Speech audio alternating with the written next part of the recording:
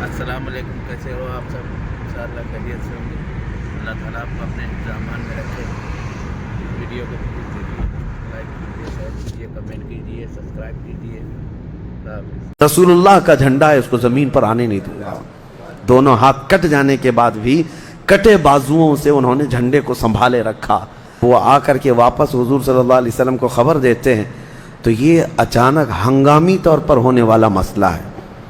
اب یہاں پر 10 شوال کو نبی پاک صلی اللہ علیہ وسلم نے اب یہ مشورہ لیا۔ صحابہ سب تھے، موجود تھے، سب کو بتایا کہ ایسی سچویشن ہے کہ مکہ والے نکل چکے ہیں۔ کتنے لوگ تھے؟ 3000 لوگ تھے۔ 3000 لوگوں میں سے کتنے تو گھوڑے، اونٹ، ساری چیزیں، اور اس میں 15 کے قریب عورتیں بھی تھیں، اور سب کے سب نیزہ، ہتھیار سب لیس تھے۔ 3000 لوگوں کا قافلہ آ رہا ہے۔ اس وقت مدینہ میں جتنے تھے سب کو حضور نے بلایا۔ اس کے بعد مشورہ لیا کہ شہر میں رہ کر کے ان کا مقابلہ کریں یا شہر سے باہر جا کر۔ تو جتنے عمر والے تھے، صحابہ بوڑھے تھے، سبوں نے یہ کہا کہ مدینہ میں رہتے ہیں، عورتوں کو گھروں کے اندر محفوظ رکھیں گے اور مدینہ میں رہ کر کے ان کا دفاع کریں گے۔ لیکن جو کم عمر نوجوان صحابہ تھے، ان میں سے اکثر نے حضور کی بارگاہ میں یہ مشورہ کیا، عرض کیا کہ نہیں، مدینہ سے باہر نکل کر میدان میں ان سے مقابلہ کریں گے، کیونکہ بدر کی لڑائی کا انہوں نے اچھی طرح سے سن رکھا تھا، اور نوجوان سب لڑنے کے جوش میں تھے کہ ان کو مزہ چکھائیں گے میدان میں، نہیں تو شہر میں آئیں گے تو گلیوں میں ادھر ادھر چھپنا بھاگنا سب چلتا رہے گا۔ حضور پاک صلی اللہ علیہ وسلم سب کا مشورہ لیتے رہے۔ 14 شوال کی تاریخ تھی۔ رات کو حضور صلی اللہ علیہ وسلم کے پاس دن رات انصار صحابہ پورے پہرے داری پر تھے، پورے مدینے میں ناکہ بندی چل رہی تھی، اور حضور صلی اللہ تعالیٰ علیہ وسلم کے گھر کی بھی پہرے داری پوری رات بھر چلتی تھی، انصار صحابہ، کہ مکہ کے کفار اچانک کہیں سے داخل نہ ہو جائے۔ پھر ہوا یہ کہ احد پہاڑ تک مکہ کے کفار سب آ کر کے پڑاؤ ڈال چکے تھے، جو مدینے سے صرف 5 کلومیٹر کے فاصلے پر ہے، اور مدینے داخل ہونے کے لیے سیدھا سیدھا راستہ ہے۔ تو احد پہاڑ کے دامن میں آ کر کے وہ میدان میں فروکش ہو چکے تھے۔ حضور صلی اللہ علیہ وسلم رات کے وقت اپنے حجرے میں گئے، اور واپس جب تشریف لائے تو جنگی لباس زیب تن فرمائے تھے۔ تو صحابہ کے پاس جیسی آئے تو صحابہ نے پوچھا، یا رسول اللہ صلی اللہ علیہ وسلم کیا حکم ہے؟ حضور پاک صلی اللہ علیہ وسلم نے فرمایا، ایک نبی جب جنگی لباس زیب تن کرتا ہے تو اب اسے یہ زیب نہیں دیتا کہ اب وہ اپنا لباس اتارے، شہر میں نہیں بلکہ شہر کے باہر نکلنا ہے۔ تو اسی مشورے پر صحابہ کرام سب تیار ہوئے۔ مدینے میں ایک منافق بھی تھا، عبداللہ بن ابی۔ منافق کا مطلب سمجھتے ہیں آپ، جو سامنے مسلمان تھا لیکن دل میں وہ بغض رکھتا تھا، اس کا دل سے اسلام کی طرف کوئی میلان نہیں تھا، لیکن دبدبہ تھا، غلغلہ تھا، اس کی وجہ سے ساتھ میں چل رہا تھا۔ حضور پاک صلی اللہ تعالیٰ علیہ وسلم جب سب صحابہ کو جمع کیے تو اس میں تقریباً 1000 لوگ تھے پورے مدینہ طیبہ کے، اور جتنے حلیف جماعتیں تھیں سب مل کر 1000 کی تعداد میں ہوئے، اور جمعہ کی رات کو نبی پاک صلی اللہ تعالیٰ علیہ وسلم مدینہ طیبہ سے روانہ ہوتے ہیں۔ 14 شوال کی، 15 شوال کی صبح فجر کی نماز مدینہ کے قریب میں ہی آپ نے ادا فرمائی، اور پھر اچانک مدینہ سے نکل رہے تھے کہ ایک فوج آ رہی تھی۔ حضور نے پوچھا، یہ کون لوگ ہیں؟ کہا، یہودیوں کی ایک جماعت ہے جو آپ کی مدد کے لیے آ رہی ہے۔ تو حضور صلی اللہ تعالیٰ علیہ وسلم نے فرمایا، ہم مشرکوں کی مقابل میں مشرکوں کی مدد نہیں لیتے، واپس کرو ان کو۔ تو یہودیوں کو حضور صلی اللہ علیہ وسلم نے واپس کر دیا، ان کی مدد لینے سے آپ نے انکار فرما دیا۔ تو عبداللہ بن ابی جو تھا وہ 300 لوگوں کے ساتھ اسی فوج میں تھا۔ اس نے اسی وقت اختلاف پیدا کر دیا جماعت کے اندر، کہا کہ محمد صلی اللہ علیہ وسلم کسی کا مشورہ نہیں لیتے، لہٰذا کیونکہ وہ یہودی اس عبداللہ بن ابی کے خاص دوستوں میں سے تھے، اور جنگ میں یہ جاتے تو کچھ بھی کر سکتے تھے۔ اس کے بعد حضور نے منع فرما دیا، تو یہودی گئے تو یہ عبداللہ بن ابی بھی 300 لوگوں کو لے کر پیچھے ہٹ گیا اس فوج میں سے۔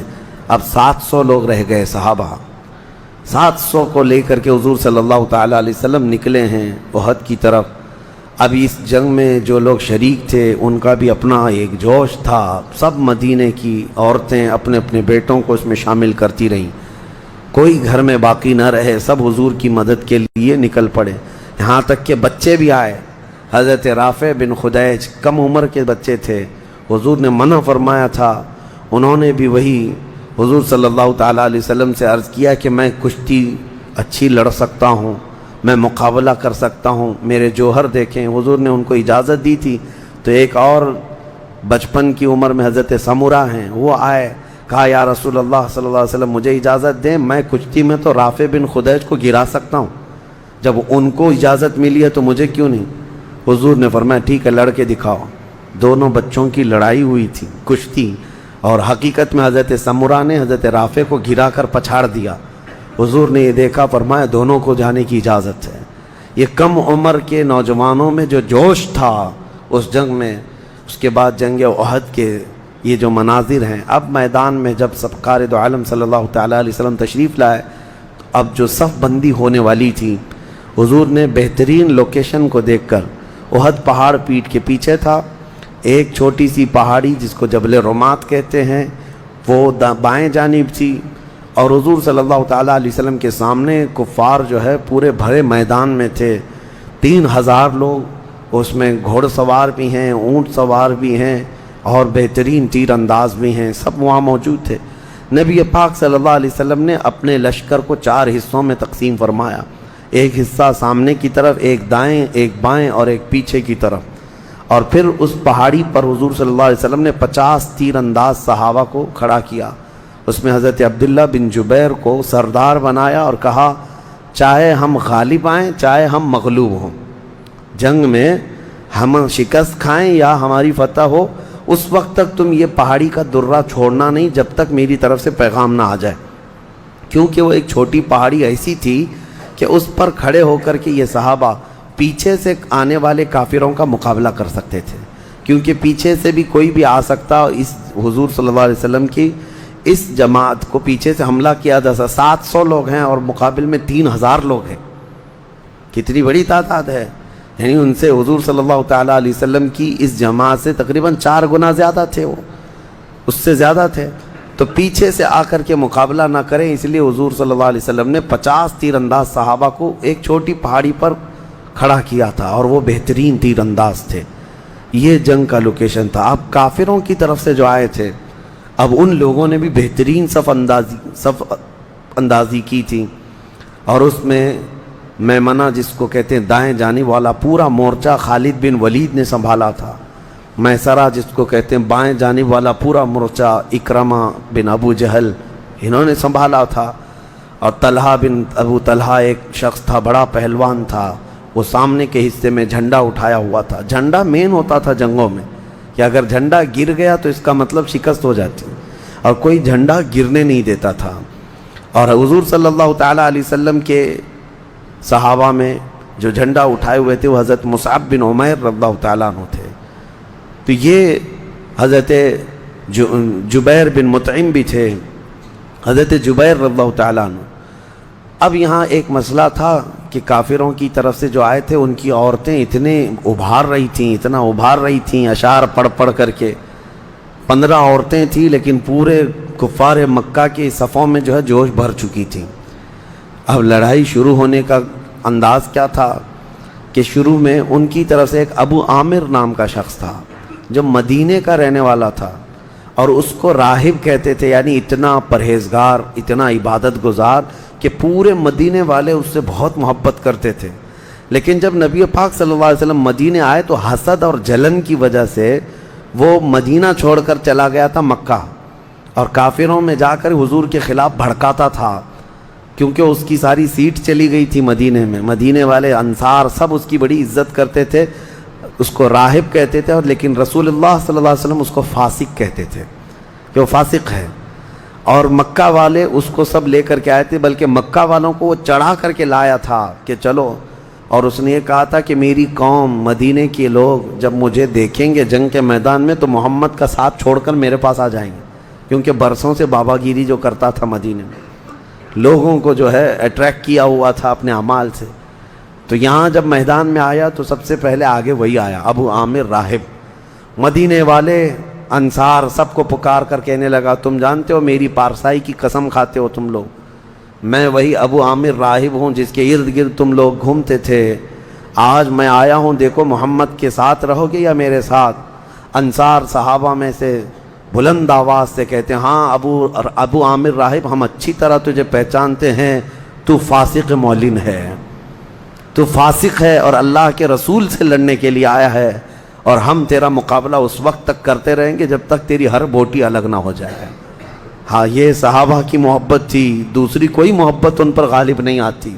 برسوں سے تھا تو ہمارے پاس، لیکن جب رسول کی مخالفت کر کے آیا ہے تو تیرا اور ہمارا کوئی رشتہ ہی نہیں۔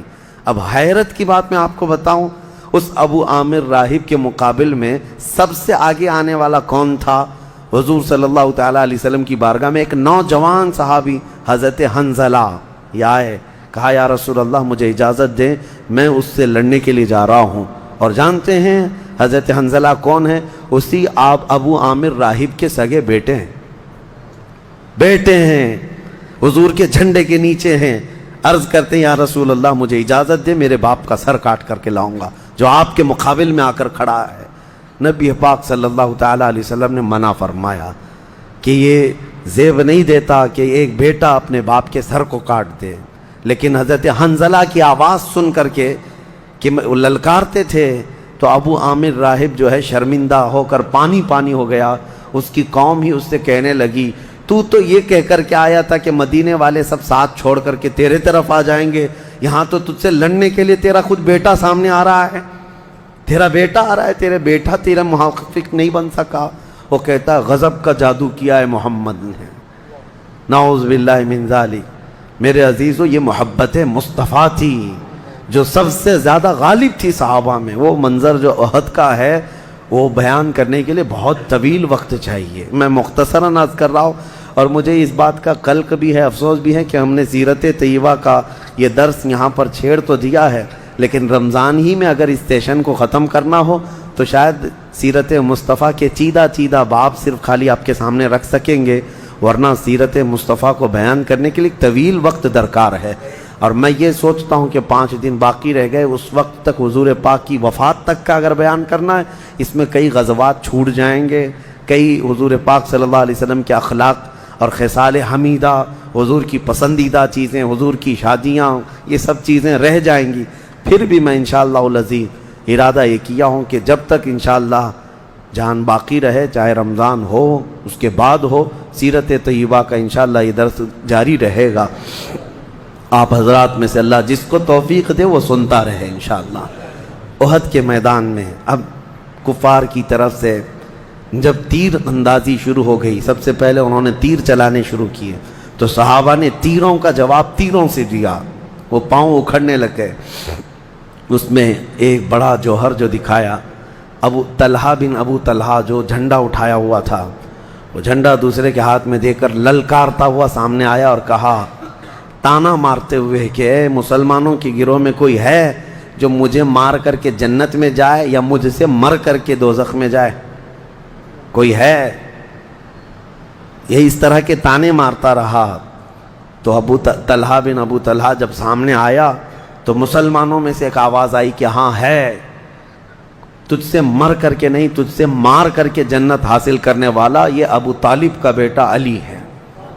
حضرت علی سامنے آئے اور جب مقابلے کے لیے آئے تو ذوالفقار حیدری سے اس کو ایسا مارا کہ اس کا سر پھٹ گیا، نیچے گرا۔ حضرت علی نے منہ پھیر کر کے پھر مسلمانوں کی طرف رخ کر لیا، تیزی سے ادھر آنے لگے۔ صحابہ نے کہا کہ وہ گرا ہے، اس کا آپ گردن کیوں نہیں الگ کرتے؟ خالی سر زخمی ہوا ہے اور گر پڑا ہے۔ حضرت علی کرم اللہ وجہہ الکریم کی غیرت دیکھیں، کہتے ہیں میں اس کے سر پہ مارا تو اس کی شرمگاہ کھل گئی، اس کے کپڑے کھل گئے اور وہ چیخنے لگا کہ مجھے معاف کرو، مجھے اس کی شرمگاہ نہیں دیکھنی تھی، اس لیے میں چہرہ پھیر کر کے ادھر آیا کہ اللہ اس کو اسی ذلت میں موت دے دے گا۔ یہ غیرت حیدر کرار ہے، کہتے ہیں کہ میں اس کے قریب جا کر مار دیتا، الگ کرتا، مجھے اس کا بے ستر ہو کر کے دیکھنا اچھا نہیں لگا، میں سر پھیر کر آ گیا، لیکن تھوڑی دیر کے بعد وہ بلبلاتا ہوا موت کے گھاٹ اتر گیا۔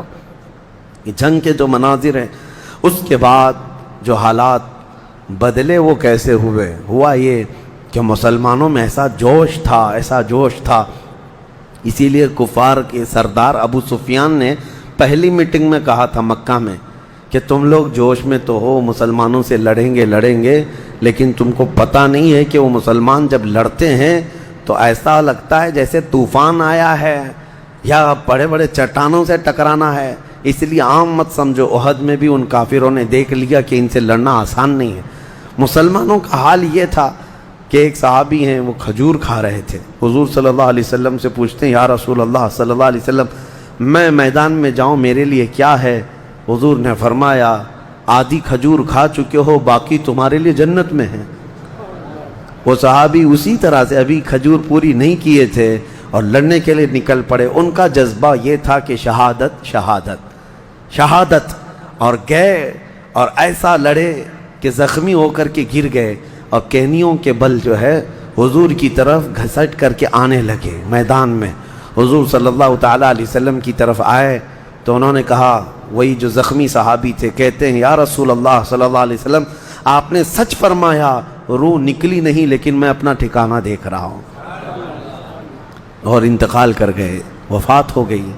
اس جنگ احد میں پھر نبی پاک صلی اللہ تعالیٰ علیہ وسلم کے ہم شکل تھے حضرت مصعب بن عمیر جو جھنڈا اٹھائے، حضور کے سفیر بھی تھے، ایمبیسیڈر بھی تھے، یہ بادشاہوں تک پیغام اسلام لے کر کے جاتے تھے، حضور سے مشابہ تھے، دیکھنے میں حضور صلی اللہ علیہ وسلم کی طرح نظر آتے تھے، یہ جھنڈا اٹھائے ہوئے تھے۔ یہ بڑھ کر کے کفار کے نرغے میں ایسے گھس گئے کہ ان کے ہاتھ میں جھنڈا تھا اور ایک ہاتھ میں تلوار بھی تھی، ابو سفیان کا سر ان کے ہاتھ میں آ گیا تھا، ابھی مارنے ہی والے تھے کہ پیچھے سے ایک شخص شداد بن اوس، اس نے یا دوسرا ایک کافر کوئی آیا اور آپ کے ہاتھ مونڈھے پر مار دیا، ہاتھ کٹ گیا، تلوار گر گئی، ایک ہاتھ سے جھنڈا سنبھالے، اس نے دوسرے ہاتھ کو بھی مار دیا۔ جھنڈا گرنا تھا لیکن کٹے ہوئے بازوؤں سے، سینے سے اور دانت سے اس جھنڈے کو پکڑے رہے کہ یہ رسول اللہ کا جھنڈا ہے، اس کو زمین پر آنے نہیں دوں گا۔ دونوں ہاتھ کٹ جانے کے بعد بھی کٹے بازوؤں سے انہوں نے جھنڈے کو سنبھالے رکھا، اور جب جھنڈا گرنے کے قریب تھا دوسرے صحابی دوڑ کر کے آئے، حضرت جبیر، جھنڈے کو اٹھا لیا۔ اس وقت تک حضرت مصعب گر چکے تھے اور ان کے اوپر کافروں نے اتنے وار کر دیے تھے کہ وہ شہید ہو چکے تھے۔ انس بن نزیر ایک صحابی ہیں، اب یہ شہادتیں انشاءاللہ پھر میں عرض کروں گا،